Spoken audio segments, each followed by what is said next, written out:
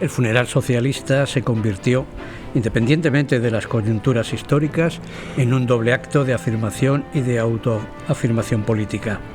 Si con el primero se pretendía hacer una demostración pública de fuerza, llevar a cabo una acción de rebeldía o fortaleza frente al poder político y también frente al funeral católico, y en definitiva lanzar un mensaje a propósito de la centralidad y de la importancia presente o futura de la opción ideológica que representaba el socialismo para la correcta organización social y política, con el segundo se buscaba reforzar la cohesión grupal y la identidad colectiva como grupo. En ese sentido, resultaba crucial cuidar y recalcar algunos factores y elementos que formaban parte del entierro y que llegaron a conformar un tipo de ritual o de liturgia que caracterizaron a las celebraciones funerarias socialistas, aunque en realidad no fueran originales ni únicas en el contexto de la historia contemporánea de España y de Europa.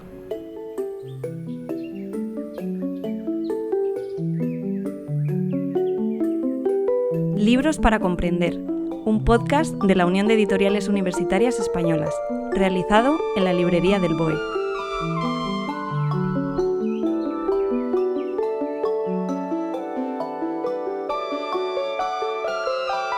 Hola, bienvenidos a un nuevo episodio de este podcast que quiere contribuir a la adquisición de hábitos de lectura científica por amplios sectores de la población, desde el convencimiento de que la lectura científica crea pensamiento crítico y una sociedad más y mejor informada.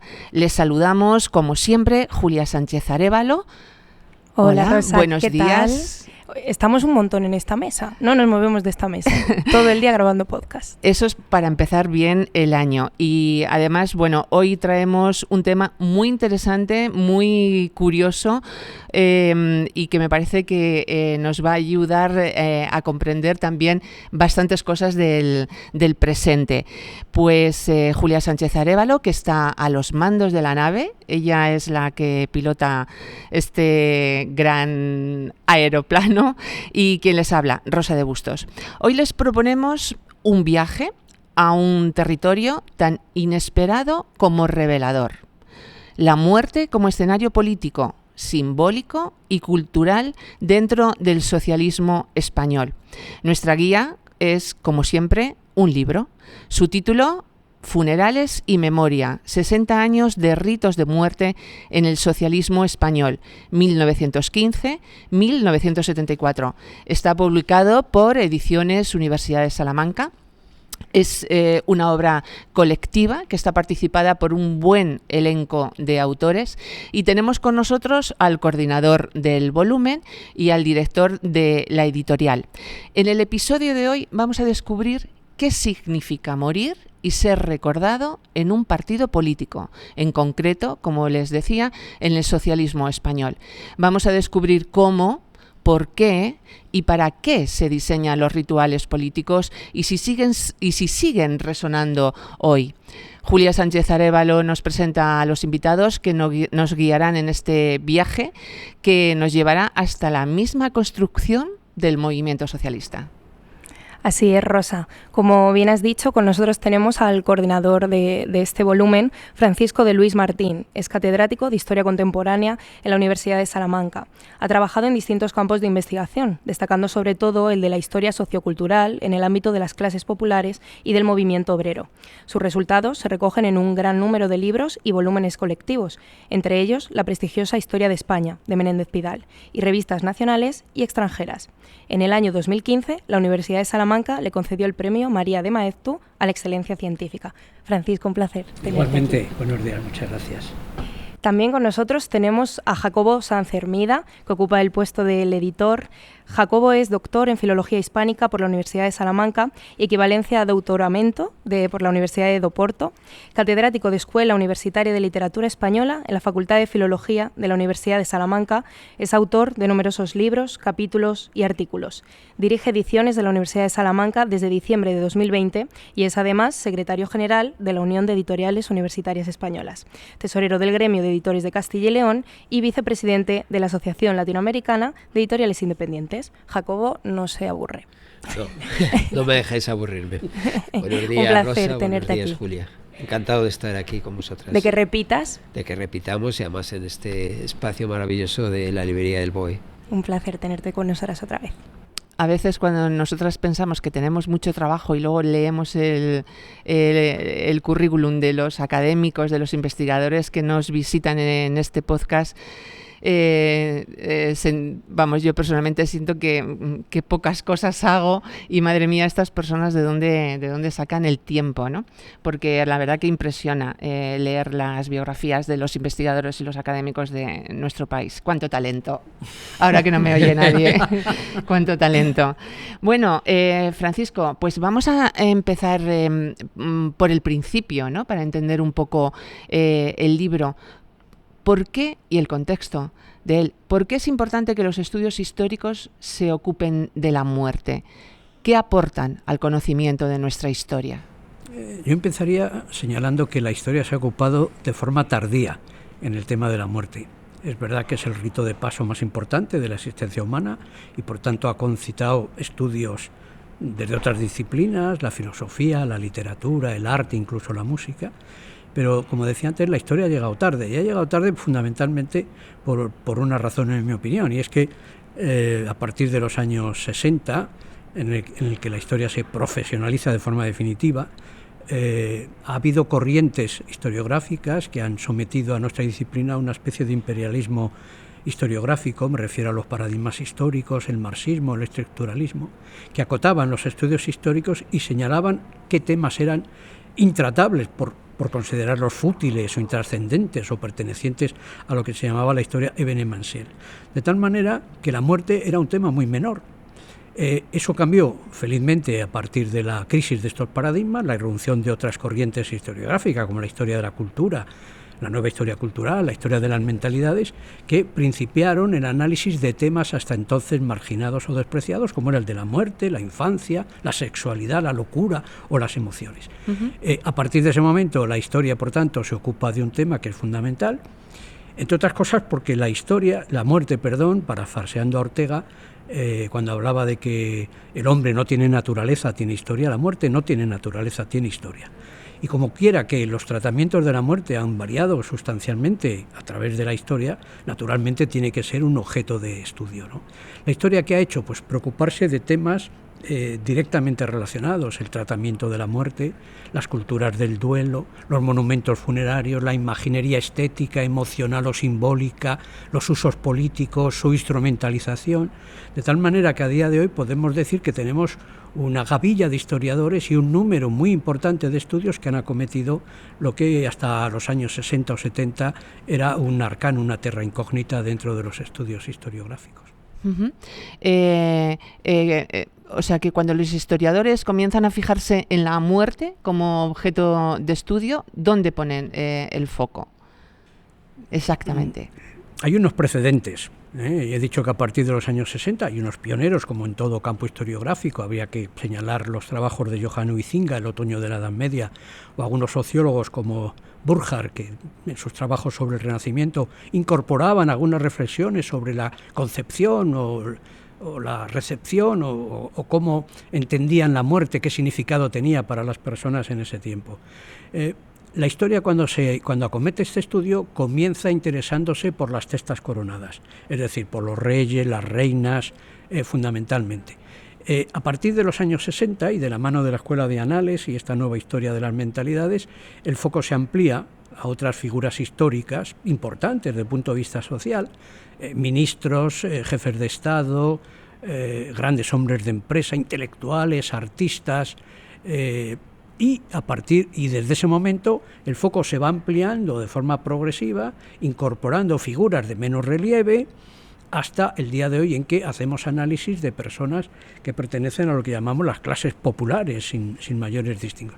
De manera que ha habido un avance y una progresión desde las figuras de los reyes, que eran los primeros, hasta personas que pertenecen al mundo de las clases populares. ¿Y en qué se fijan los historiadores? Los historiadores, como antes te decía, se fijan fundamentalmente en los usos políticos, en la instrumentalización política, es decir, de qué manera la muerte sirve para afirmar proyectos políticos alternativos muchas veces al poder en ese momento, la relación entre la muerte con el poder,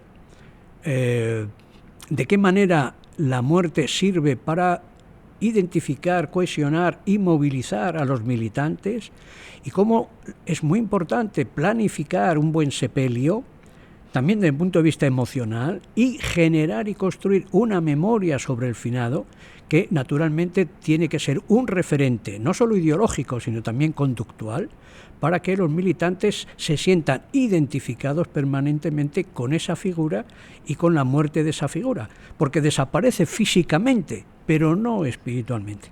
Hay que entender, y esto puede resultar paradójico, que los socialistas, aunque vienen de una corriente metodológica materialista, donde el individuo no debería tener importancia, eso decía Marx, sino las estructuras, los movimientos sociales.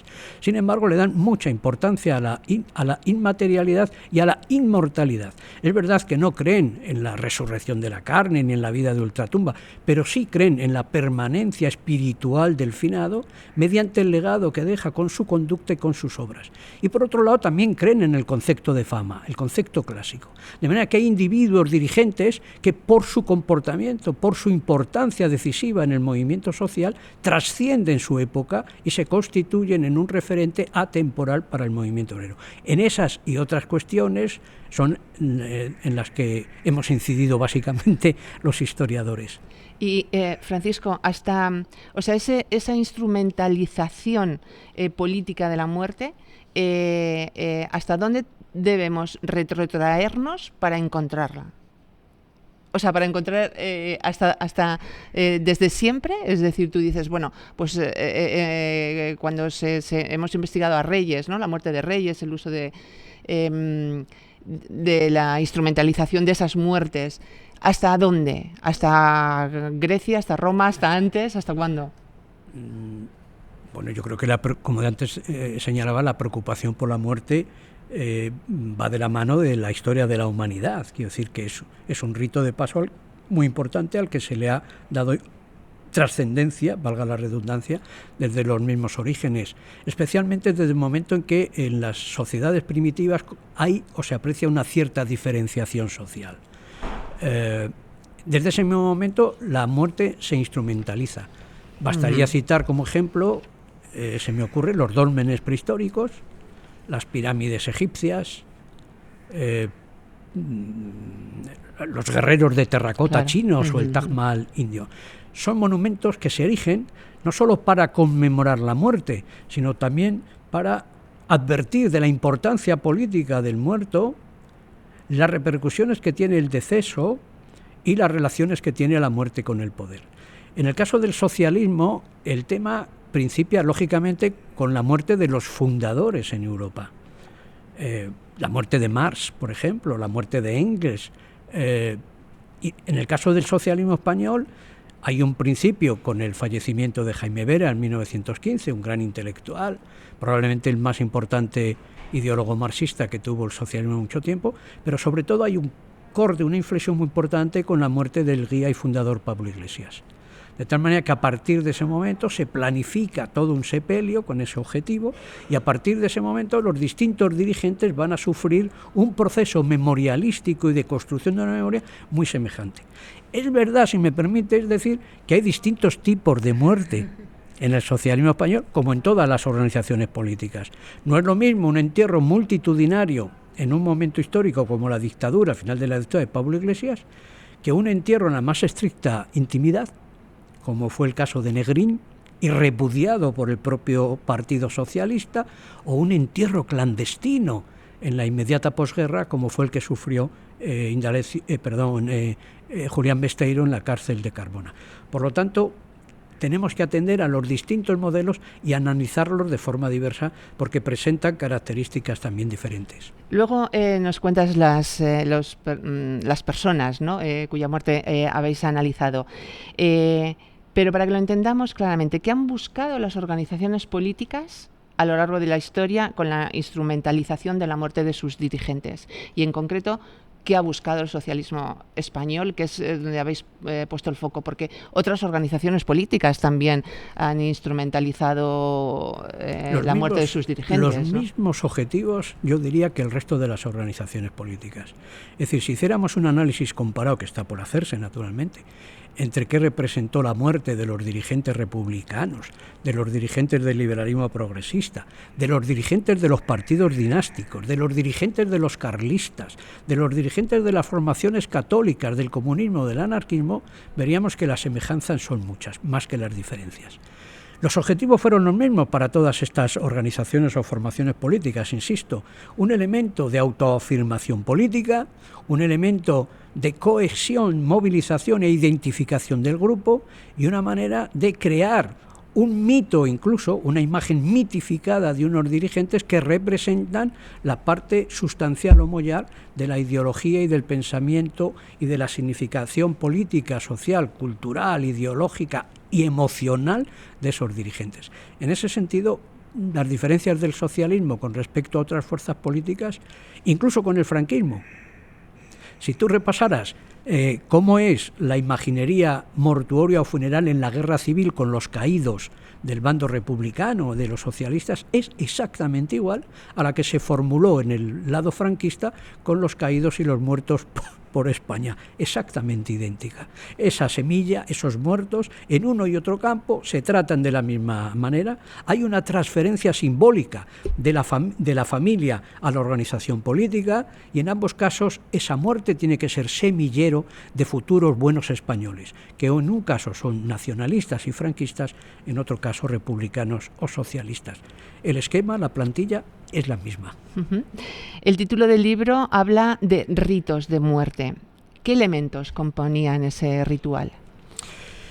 Decía en mi presentación, en el párrafo que leí, que en principio el ritual funerario socialista pretende ser una alternativa al ritual católico, un elemento identificador de lo que sería la heterodoxia religiosa y política. Sin embargo, como quiera que en esa época, prácticamente hasta la transición, en España se carece de un sistema filosófico, incluso de un lenguaje plenamente laicista, lo que hacen los socialistas y lo que hacen otras organizaciones es adoptar o adaptar elementos y partes del ritual católico.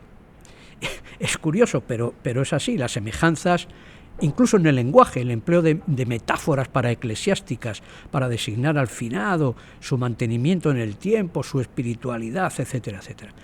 En el caso de los rituales socialistas, elementos muy significativos en ese sentido serían, por ejemplo, la publicación de esquelas mortuorias, la firma de pliegos o de tarjetas de visita, bien en la casa del finado, bien en el centro obrero a donde se conduce el cadáver, la instalación de una capilla ardiente, bien aderezada y lo más completa posible de flores y de coronas de flores, la constitución de un cortejo funerario que traslada el cadáver desde el centro obrero hasta el cementerio civil, con un cortejo que tiene una presidencia, que normalmente son los grandes líderes o dirigentes del momento. En el cementerio se proclama o se pronuncia una oración fúnebre. Se trata de crear un monumento funerario significativo y a la altura de la importancia ideológica o política del que ha muerto, y posteriormente cada año se llevan a cabo funerales.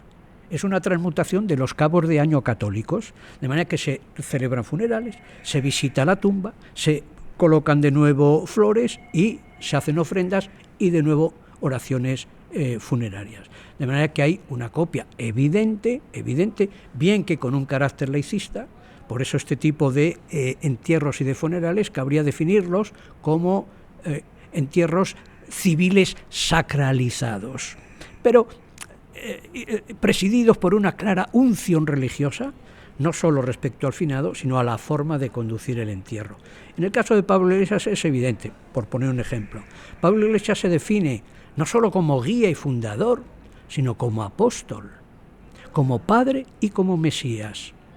Y las comparaciones con San Pablo como el gran divulgador del cristianismo, incluso con la figura de Jesucristo, son constantes. Y en este sentido, recalcar también la importancia de lo que yo llamo los cortejos de papel. Es decir, cómo la prensa partidista, el socialista y otros órganos, se encargan de difundir, socializar, democratizar y amplificar el entierro, que está muy, muy planificado, meticulosamente planificado. Uh-huh. Es curioso. Una de las cosas que me resultó también curiosa cuando leí el libro leímos el libro para preparar este guión, es el hecho de que en los funerales políticos, digamos que la familia política extrae se apropia al fallecido y entonces la familia privada, la familia personal no aparece, es traído. No solo no aparece, sino que en el entierro de Pablo Iglesias, siguiendo una costumbre cristiana, su mujer en ese momento se había casado civilmente con Amparo Meliá, no está en el cortejo fúnebre, que era una costumbre cristiana, las mujeres no iban. Es verdad que sí iban mujeres que militan en el Partido Socialista o en algunas organizaciones sindicales, pero la mujer no va, lo cual no deja de ser curioso al menos, ¿no? Supongo que las familias en ese caso, dan el beneplácito, ¿no? Eso se rompe a partir de la transición. Se mantiene durante el franquismo, se mantiene en el exilio, pero se rompe ya con la transición. Sí, luego también quiero que me comentes eso. Los rituales de la muerte de 12 socialistas son analizados en este libro por otros tantos investigadores. ¿Qué ha llevado a elegir estos 12 nombres? Que no sé si los recuerdas, si los puedes comentar. Tenemos aquí el libro. ¿Qué ha llevado a elegir estos 12? Mira, lo primero que me propuse era formar un grupo desde una posición ecléctica, historiográficamente, un grupo plural, un grupo representativo, diferente en sus formulaciones interpretativas y metodológicas, porque entendía que eso podía enriquecer. Al comparar diversas formas de acercarnos y de tratar este tema, eso podía naturalmente enriquecer al libro. Es decir, es un grupo que no pertenece, si me lo permites, a ninguna capilla o familia historiográfica, sino que hay diversas procedencias. En segundo lugar, son personas que me habían demostrado ya, y yo conocía su valía intelectual, profesional, muchos de ellos ya se habían acercado desde una perspectiva a otra a las figuras que luego analizan, y eso naturalmente me garantizaba que podían hacer un buen trabajo. Es un grupo que en general casi todos ellos son profesores universitarios de diversas universidades españolas, 4 pertenecemos a la Universidad de Salamanca, algunos somos historiadores ya con una trayectoria, veteranos si se me permite, otros están en proceso de construir su carrera académica con tesis doctoral realizada sobre figuras socialistas o en trance de finalizarlas. Tenemos personas que proceden de otros campos de investigación, no solo de la historia, sino de estudios culturales, incluso de la literatura. Tenemos un investigador ya jubilado, mi compañero y buen amigo Luis Arias, que ha colaborado conmigo en otros tantos trabajos. Tenemos un profesor de instituto, que es un especialista en el socialismo asturiano, que está publicando varios tomos sobre la historia del socialismo en Asturias y una biografía de Manuel Llaneza, el líder del socialismo y del SOMA, que es profesor de instituto. Lo digo porque además de trabajar muchísimo, hay que saber lo que representa la docencia en la educación secundaria, pues ha seguido manteniendo el fuego sagrado de la investigación. Y tenemos 3 autoras que han colaborado con sendos capítulos, es decir, es un plantel, una gavilla donde hay autores, donde hay autoras, y si me lo permites también, dentro de los personajes analizados, por primera vez en la historiografía española incorporamos 3 capítulos dedicados a personajes femeninos. Algo que no se ha hecho no solo en España, sino en Europa, con la excepción de un libro que se publicó en el año 24 del historiador francés Michel Winock sobre la muerte en la Tercera República Francesa, y de donde incorporaba estudios sobre algunas escritoras como George Sand, alguna líder o pionera del feminismo, o la, que recuerdo ahora de memoria, la mártir de la Comuna, Luisa Michel. Con excepción de ese libro, el nuestro, insisto, representa en ese sentido un análisis pionero en la historiografía europea y española. ¿Y qué tienen de común o de diferencia esos socialistas que habéis analizado? Pues ahí va, son modelos, como te decía, muy distintos. Hay casos, como comentaba antes, de entierros multitudinarios. El más representativo sería el de Pablo Iglesias, que concitó en el Madrid del 25 una asistencia de casi 300.000 asistentes, que naturalmente no todos eran militantes socialistas ni de la UGT, había mucha representación de otras fuerzas políticas, fundamentalmente republicanas. El caso de Largo Caballero también en Francia, y con su entierro en el cementerio civil de Père Lachaise. Hay otros casos distintos. El caso de Indalecio Prieto, en la más íntima, en la intimidad familiar, porque él no quiere que se le haga un funeral más importante y con presencia pública. O el caso de Margarita Nelken, de Matilde de la Torre. El caso de Negrín, repudiado por el socialismo con una poca... En realidad Negrín murió 3 veces, hay 3 enterramientos. El primero, el que tuvo realmente en Londres, con un acompañamiento minoritario.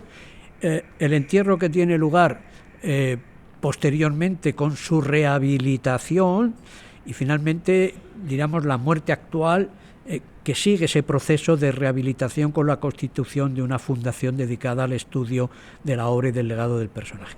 Y luego está un entierro muy significativo, de cuyo capítulo me encargué yo, que es el entierro clandestino terrible de Julián Besteiro en la cárcel de Carmona, un entierro donde el franquismo tiene un interés desusado porque no se conozca, porque no llega a la opinión pública, tarda en llegar al exilio, pero habiendo sido un personaje muy contradictorio en vida, por sus posiciones ideológicas y los cambios, o por su papel en el final de la Guerra Civil y sus contactos con elementos falangistas, al objeto de evitar lo que no evitó, un baño de sangre, y en la creencia de que él, como ocurrió con la UGT en la dictadura, podía jugar un papel de relación con el franquismo y reconstruir la UGT. Sin embargo, su muerte se constituye luego en un emblema solo superado por el caso de Pablo Iglesias, y es un elemento fundamental en la unidad que tiene lugar en los años 40, cicatrizando finalmente las profundas cicatrices que sufrió el Partido Socialista al final de la República, en la Guerra Civil y en la inmediata posguerra. De manera que son modelos distintos que exigen naturalmente tratamientos distintos y que nos llevan a conclusiones diferentes, más allá de que la inmensa mayoría, excepto los negrinistas, se constituyen en mitos, elementos fundacionales de fundamental importancia para conocer la intrahistoria del socialismo y ligar el pasado con el presente. Algo que también hay que tejer de manera un poco complicada. No es lo mismo en el exilio mantener una posición cerramente marxista y considerar a Pablo Iglesias guía de esa posición que Felipe González en la transición, cuando abandona el marxismo y sigue creyendo que Pablo Iglesias es el patrimonio inmarcesible del socialismo, igual que Llopis en el exilio. La situación del partido ha cambiado, el personaje sigue valorándose igual. ¿Cómo? Desde distintas posiciones, hilando muy fino en ese sentido, ¿no? Ay, Dios mío. Tenemos que hacer este podcast, Jacobo. Tenemos que hacer este podcast todos los días y traer aquí a historiadores. Para que veamos cómo se reciclan. Porque al final son reciclajes, ¿no? Sí. Realmente están reciclando la idea de un.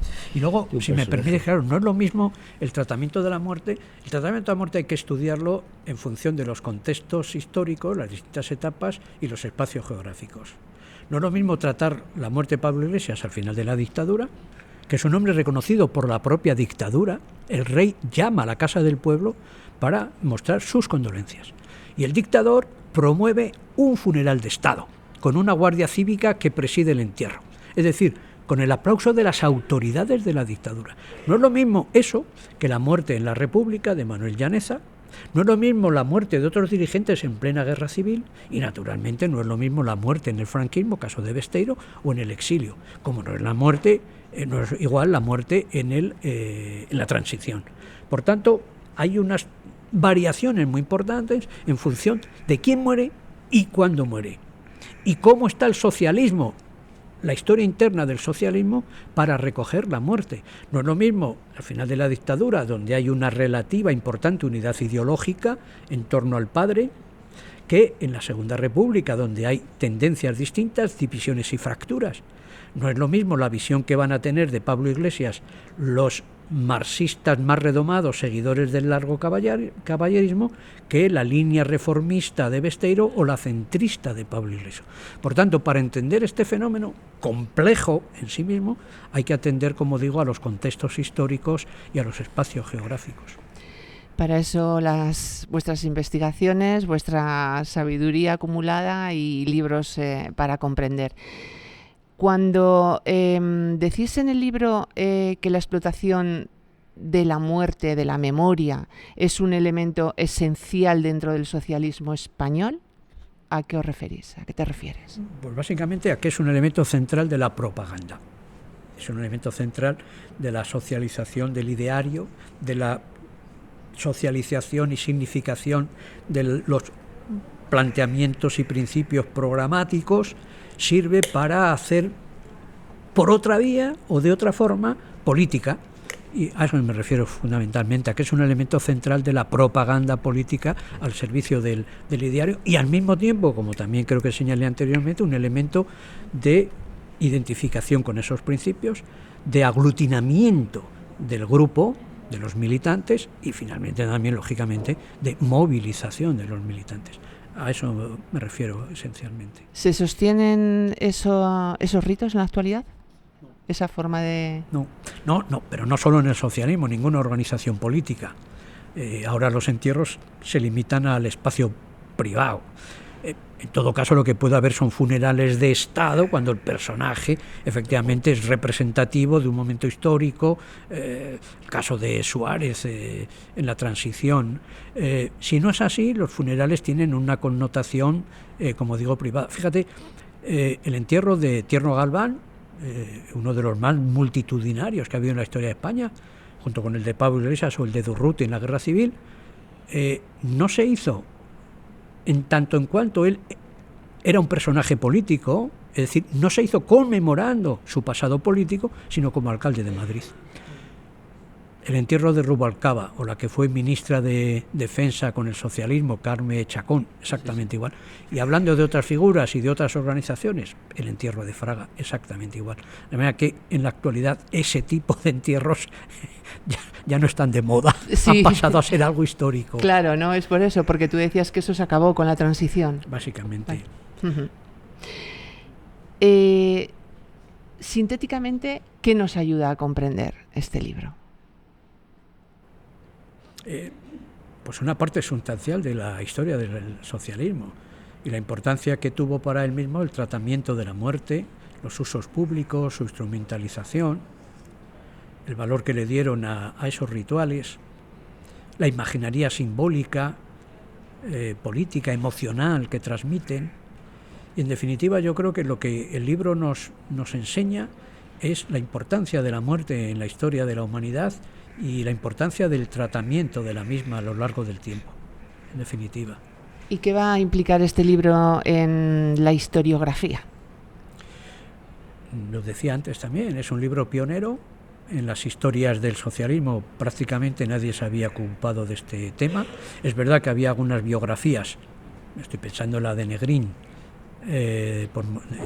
escrita por Moradiellos, o de la de Largo Caballero de mi antiguo profesor y querido amigo ya fallecido Aróstegui, donde incluían algún apartado sobre la muerte y la pervivencia y las discusiones políticas en el interior del partido, ¿no? Pero un estudio sistemático y monográfico sobre la muerte y la construcción, erección de una memoria no se había llevado a cabo hasta ahora. Entiendo que en ese sentido es, y tengo que decirlo sin ningún tipo de vanidad, que es un trabajo seminal, fundacional y pionero. Uh-huh. Decimos al principio de nuestro podcast que este podcast pretende animar a los ciudadanos a que lean literatura científica. ¿A quién le recomendarías tú? Mejor dicho, ¿quién te gustaría que leyera este libro? Pues más allá de los historiadores en su estricto, literatos también, personas relacionadas con las humanidades, gente interesada por la historia y un público generalista que sienta interés y por la historia de España, por nuestro pasado, por nuestras raíces y por la realidad política, porque en definitiva este libro también ayuda a entender, a comprender y a conocer aspectos fundamentales del presente. Uh-huh. ¿Por ejemplo? Pues los cambios sufridos en el interior del Partido Socialista, por ejemplo. Por ejemplo. Y hasta ahí podemos leer. Y hasta ahí podemos leer. Cada uno interpreta lo que quiera. Bueno, pues entonces... O la visión que han tenido y tienen del pasado, de alguna de sus figuras, su actualidad, en fin, Bueno, entonces es posible que se convierta en un bestseller. Esperemos. Ojalá. Seguro que Jacobo y la editorial va a hacer todo lo que esté en su mano también. Bueno, Jacobo, un magnífico nuevo libro más que incorporar a la editorial de la Universidad de Salamanca, ¿no?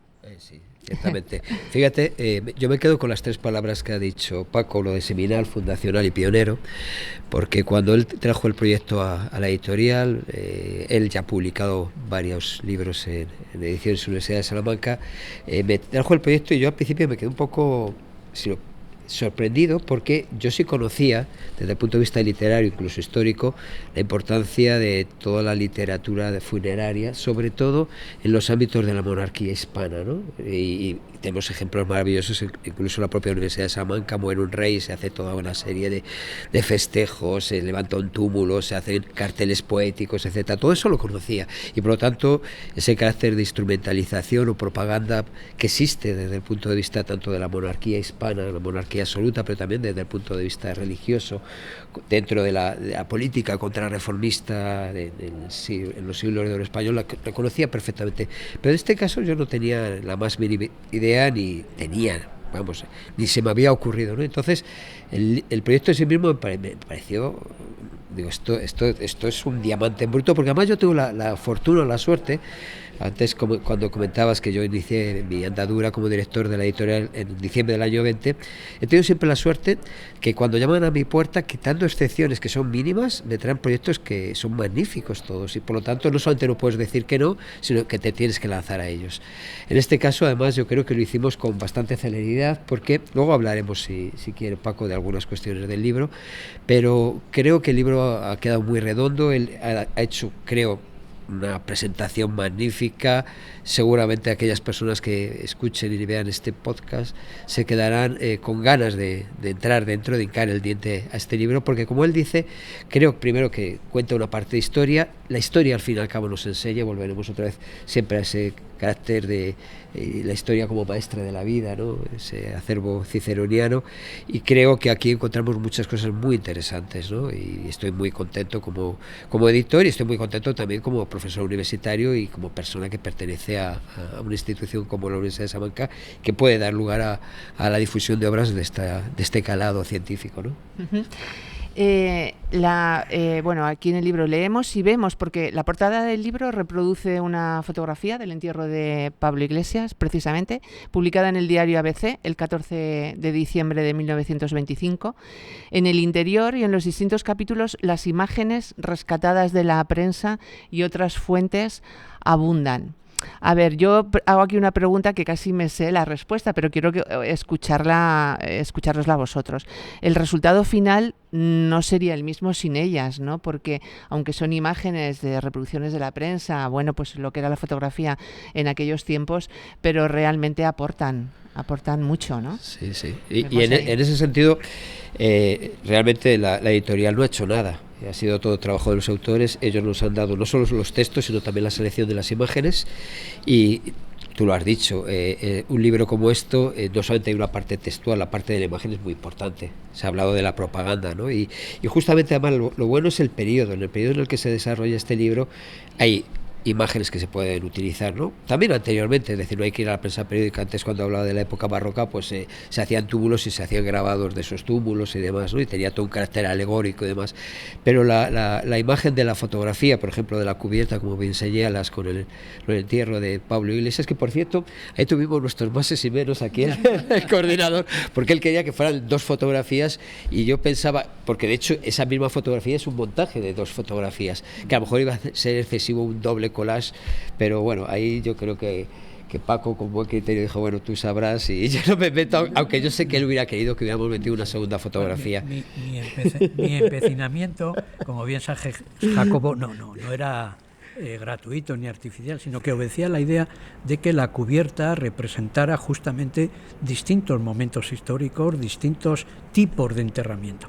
Entonces, en principio en mi cabeza figuraba naturalmente el entierro de Pablo Iglesias, porque además el libro se hace en conmemoración del centenario de su muerte, pero también pensaba en alguna otra imagen, y yo le proponía en principio el entierro en un momento de máxima tensión política y social en España, el verano la primavera, la sangrienta primavera del 36, el entierro del teniente Castillo, cuyo entierro responde a un modelo distinto de carácter sovietizante. Es decir, ya no es este entierro que parece un entierro burgués, burgués, ¿no?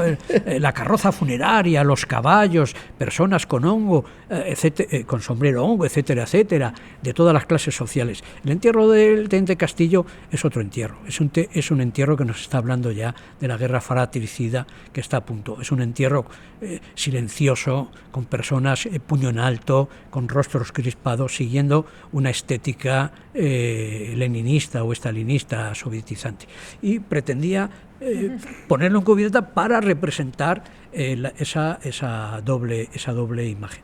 Reconozco que al final Jacobo tiene razón, justaponer y hacer un colar puede resultar complicado, sí. O una mala iniciativa. No, mala no. Lo que pasa es que a veces la sobrecarga visual también puede dificultar. Es decir, lo que uno piensa, eso lo estás pensando tú y lo explicas, pero una cubierta no se puede explicar, una cubierta se ve. Y entonces a veces hay que tener mucho cuidado, creo yo, con sobrecargar las cubiertas, ¿no?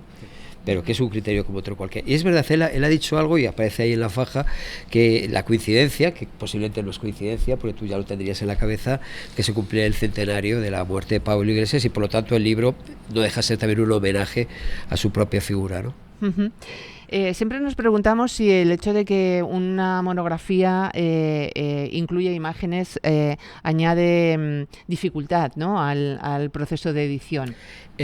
No, lo que puede añadir siempre, más que dificultad para un maquetador, y que evidentemente la mayoría de los maquetadores son extraordinarios, lo que puede añadir es un sobrecoste económico si va, como ya sabe todo el mundo, en color. En este caso hemos optado por el blanco y negro. Bien, es verdad que gran parte de las imágenes están en blanco y negro, entonces nos lo ha facilitado. Y yo creo que además el blanco y negro también es muy mortuorio, ¿no? Y entonces va muy en la línea, muy fúnebre. Entonces pues juega a favor, ¿no? Un cortejo fúnebre en color pues le quita un poquito de esencia. Bueno, pues el libro que nos ocupa forma parte de la colección Estudios Históricos y Geográficos.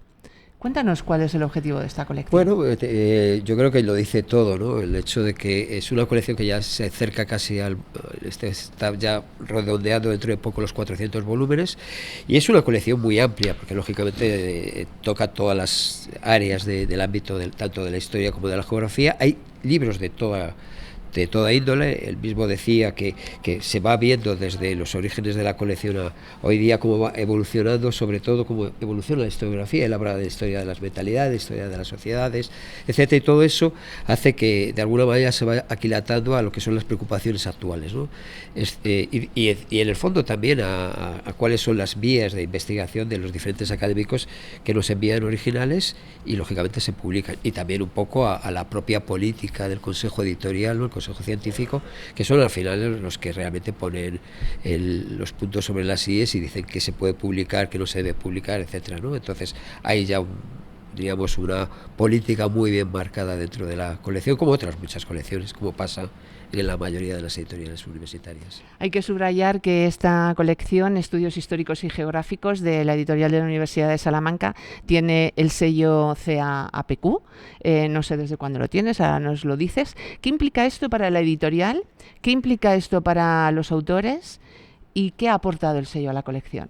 En el caso de la colección de Estudios Históricos Geográficos, es una de las 4 colecciones que obtuvo el sello en la primera convocatoria. Por lo tanto, luego pudimos anexionar una más, y está en los propios orígenes del sello.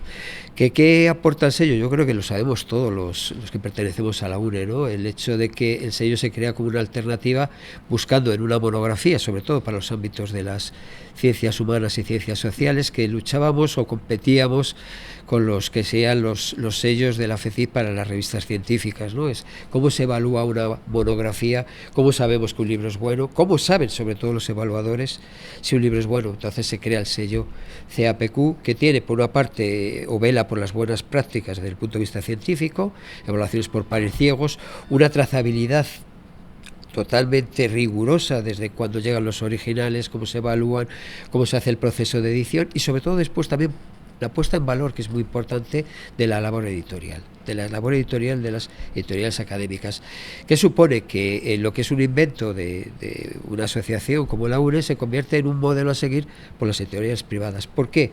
Porque por una parte estamos dando calidad científica y la estamos avalando porque después la propia ANECA nos está poniendo su sello, se está comprometiendo con que lo que estamos haciendo bien, y a la vez estamos protegiendo lo que es la labor del editor en el sentido más estricto de la palabra, ¿no? Yo creo que el sello CEA, volviendo otra vez a qué aporta a las editoriales, creo que nos aporta dignidad, nos aporta sobre todo buenas prácticas, nos aporta visibilidad en los ámbitos científicos, y sobre todo lo que nos da es una confianza con nuestros autores, ¿no?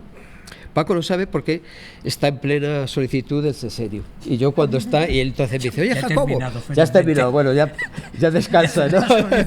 Y como sabéis, pues cada vez es más complicado, aunque también es más sencillo por algunas cuestiones, ¿no? Entonces, cuando hablaba conmigo, digo, recuerda que el libro tiene el sello CEA, y igual que el tener determinados sellos también es un aval para la calidad científica de las editoriales que los poseen, ¿no? Entonces creo que es algo totalmente redondo, y que quizá el fallo grande es que todavía, y lo digo dándome golpes en el pecho, quizá todavía nos falta hacer bastante pedagogía para el resto de los científicos, para los académicos, que supone el sello CEA, ¿no? Para que lo conozcan y de verdad se den cuenta de su valor.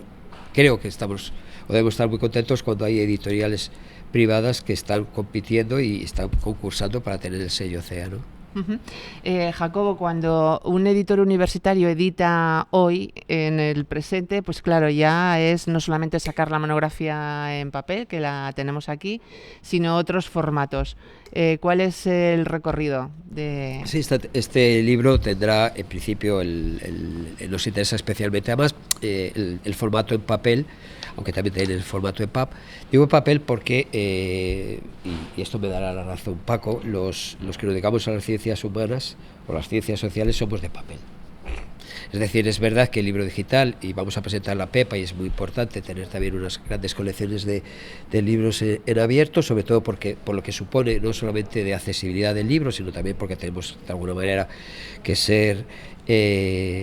creo que abiertos a las propuestas ministeriales, y trabajamos con dinero público y tenemos que hacer que revierta todo ese dinero público en la sociedad de manera gratuita, dado que ya se ha pagado con los impuestos, pero no es menos cierto que el papel, que lógicamente tiene un coste económico y que hay que cobrarlo por el retorno que necesitamos a las editoriales, pero sobre todo porque cuesta dinero, ¿no?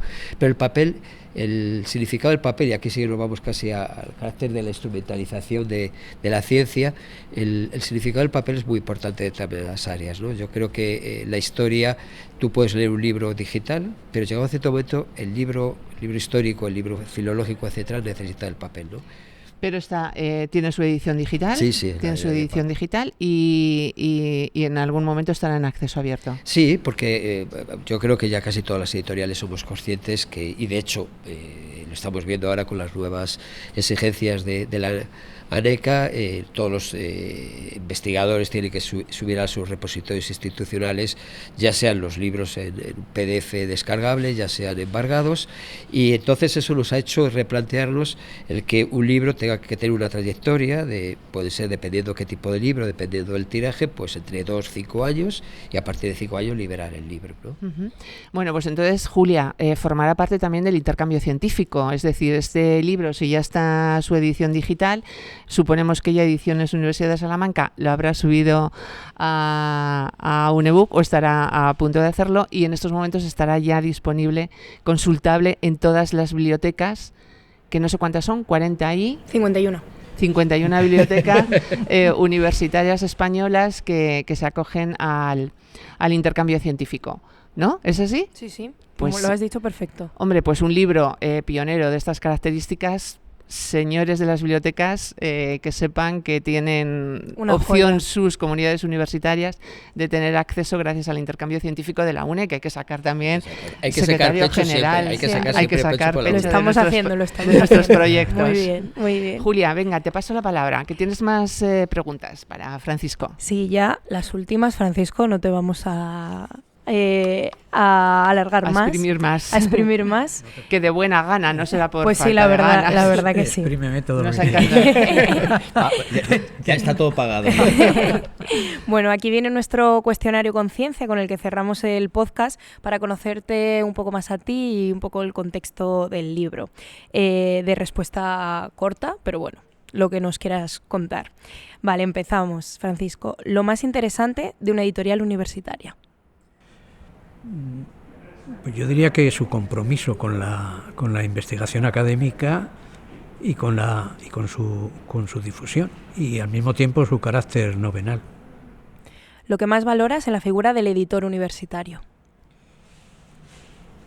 Yo diría, la amistad. En la línea de lo que he apuntado antes, su compromiso con las investigaciones, su buen ojo clínico para seleccionar los buenos de los malos o medio pensionistas manuscritos que le llegan, y luego efectivamente el diálogo y la cercanía con los autores para ahormar una buena publicación. ¿Es posible un desarrollo científico y tecnológico sin las humanidades? Pues entiendo que no, porque las humanidades al fin y a la postre lo que hacen es dar sentido y divulgación al desarrollo científico y tecnológico, están intrínsecamente relacionadas. Una razón para seguir apoyando el libro como herramienta de comunicación científica. Pues probablemente porque sea un medio esencial para que la gente, las personas, conozcan y comprendan el mundo y la sociedad en la que viven. ¿Cómo convencerías a un ciudadano o una ciudadana de que debe leer literatura científica? ¿Cómo lo convencería? Pues por la misma razón, de que si se quieren entender a sí mismos y entender este mundo complejo, difícil, ignoto en alguna medida, pues tienen que leer, y cuanto más mejor, claro. ¿La diversidad lingüística es imprescindible para la comunicación de la ciencia? Yo diría que independientemente del soporte lingüístico en que aparezcan los libros, lo importante, como decía, es leer. ¿Qué consejo le darías a los investigadores e investigadoras jóvenes? Me voy a repetir mucho, que lean, que lean mucho, que trabajen sin desmayo y que no claudiquen al desaliento si pasan por momentos difíciles, que a todos nos ha tocado apechugar con ellos. ¿Qué libro científico encadenarías al tuyo? Pues mira, un libro que no he comentado antes, a las preguntas que me habéis hecho, y que yo considero que fue en su momento un libro extraordinariamente importante y que pasó desapercibido para muchos historiadores, y que algunos de los que se dedican a trabajar este tema no lo citan. Es un libro publicado en 1978, se tituló Los cementerios civiles y la heterodoxia española, y fue escrito por un magnífico escritor leonés de nombre José Jiménez Lozano. ¿Y uno de ficción? Uno de ficción.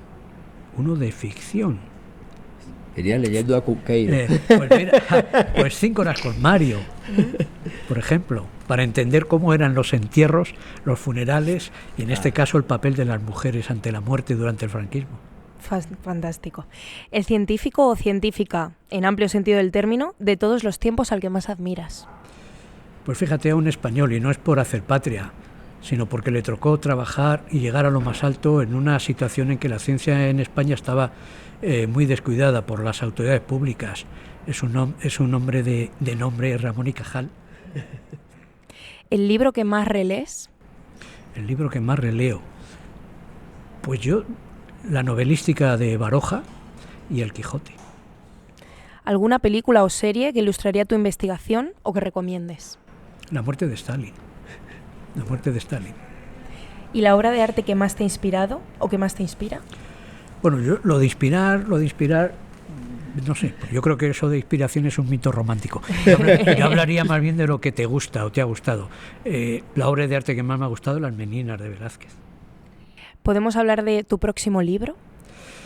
Pues estoy trabajando ahora en un proyecto de investigación sobre la historia de los sindicatos sanitarios socialistas, los sindicatos de médicos, los sindicatos de matronas, sindicatos de practicantes y de auxiliares de hospitales, y ver en qué medida colaboraron de forma muy significativa a la reforma sanitaria en la Segunda República, porque siempre se ha dicho que la reforma más importante, más consolidada de las varias que se implementaron fue la reforma educativa. Yo creo que no, que fue la reforma sanitaria, y con este libro yo creo que voy a tratar de demostrarlo. Y muy en consonancia con la actualidad, ¿no? Sí. Con el tema sanitario. Sí. Y para terminar, Francisco, la música que podría ser banda sonora de este libro. Pues hay varias, quizá la marcha fúnebre de ese gran virtuoso compositor, pianista austriaco del 19, Thalberg.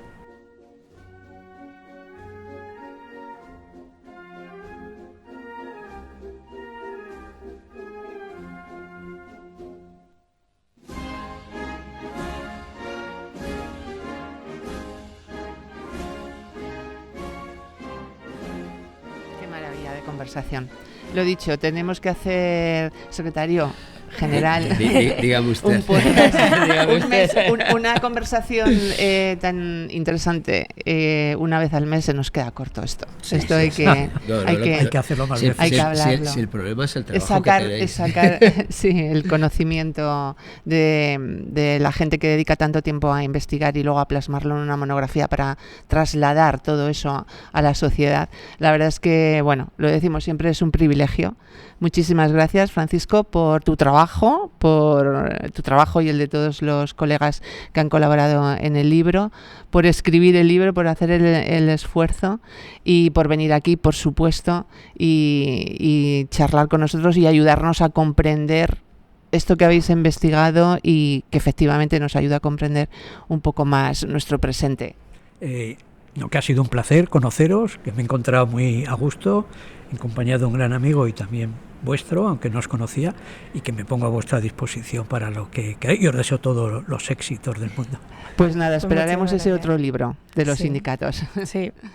Bueno, muchísimas gracias a ambos y gracias a nuestros oyentes por compartir Funerales y Memoria, 60 años de ritos de muerte en el socialismo español, de 1915 a 1974, publicado por Ediciones de la Universidad de Salamanca. Pueden encontrar este libro en la página web de Ediciones Universidad de Salamanca, www.eusal.es. Les esperamos en nuestro próximo episodio. Julia Sánchez Arévalo Gallardo y Rosa de Bustos. Aquí estaremos. Muchísimas gracias. Gracias a vosotros.